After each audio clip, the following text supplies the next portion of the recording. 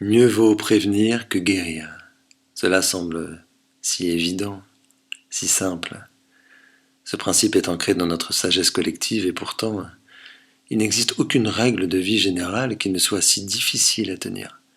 Tant notre vie est pavée d'étonnantes incertitudes. Nous vivons actuellement, plus que jamais, à des rythmes effrénés face auxquels il est nécessaire de s'informer, de se connaître et savoir mieux se questionner. La guérison est peut-être une question de temps, mais elle est aussi parfois une question d'opportunité. La prévention santé en est une. Comme disait Benjamin Franklin, une once de prévention vaut une livre de guérison. Voici en quelques mots comment prévenir, transmettre et questionner, trois axes qui constituent les fondements du Centre de prévention santé. D'ailleurs, la prévention santé, qu'est-ce que c'est ? C'est peut-être déjà accepter d'étoffer la médecine de différentes pratiques afin d'arriver à plus souvent prévenir que guérir. Choisir donc de s'entourer, de travailler en équipe avec des praticiens certifiés, aptes à identifier, prévenir ou retarder différents symptômes ou maladies, en travaillant sur l'équilibre du corps, l'équilibre alimentaire, la conscience de soi, la créativité, le mouvement, l'estime de soi, le sommeil.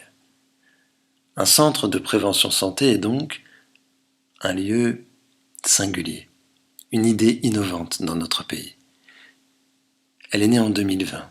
Sous l'impulsion d'un médecin, le docteur Georgia Gage, qui dirige et coordonne aujourd'hui le Centre de prévention santé de Fontainebleau, dans lequel vous vous trouvez, là, actuellement. Le 1er juin 2021, il ouvre à Fontainebleau, près du centre-ville, pour une accessibilité aisée et proche de la forêt, dans une atmosphère propice à la prévention santé. Fonder le CPSF, c'est aussi apporter à l'être humain, patient ou non, une meilleure lecture de sa santé. La prévention amènera sans doute ainsi une transformation des attitudes culturelles et peut-être une action importante de la part des pouvoirs publics, une transformation que le CPSF souhaite bien amorcer pour de bon, en espérant qu'un jour ces parcours de prévention santé et les prescriptions non médicamenteuses puissent être prises en charge par la sécurité sociale et donc être accessibles à tous. Et pour un changement durable des attitudes culturelles, il faut également transmettre.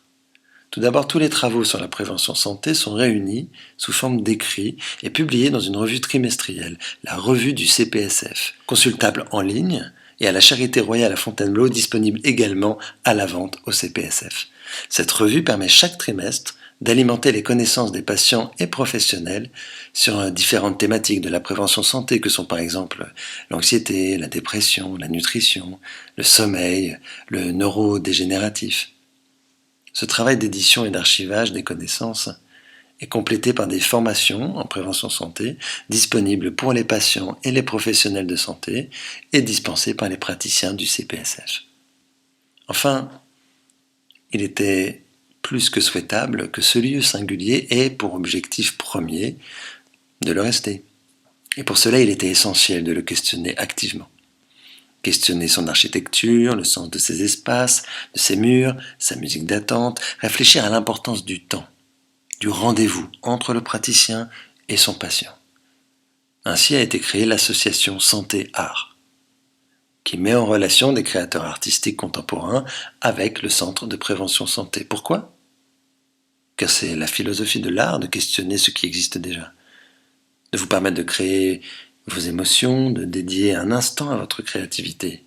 Et puis concrètement, l'association Santé Art fait la direction artistique de chaque numéro de la revue du CPSF et propose des ateliers innovants mêlant l'équilibre et les arts du cirque, le mouvement et l'olfaction, la musique live et la méditation, ou encore des concerts de musique pour un spectateur en transat. C'est en se questionnant que l'on apprend à se connaître, pour ainsi mieux prévenir les nombreuses problématiques de la vie. J'aimerais terminer avec vous en vous narrant une courte histoire, avant de vous laisser repartir à la découverte du lieu, de ses artistes, du jardin et des disciplines qui vous sont dédiées aujourd'hui pour ces portes ouvertes du CPSF. Alors voilà, c'est une histoire d'il y a quelques siècles.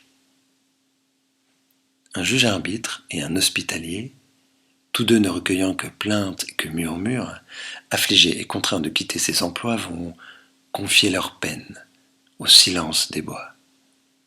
Là, sous d'âpres rochers, près d'une source pure, lieu respecté des vents, ignoré du soleil, ils trouvent le troisième, un solitaire, et lui demandent conseil.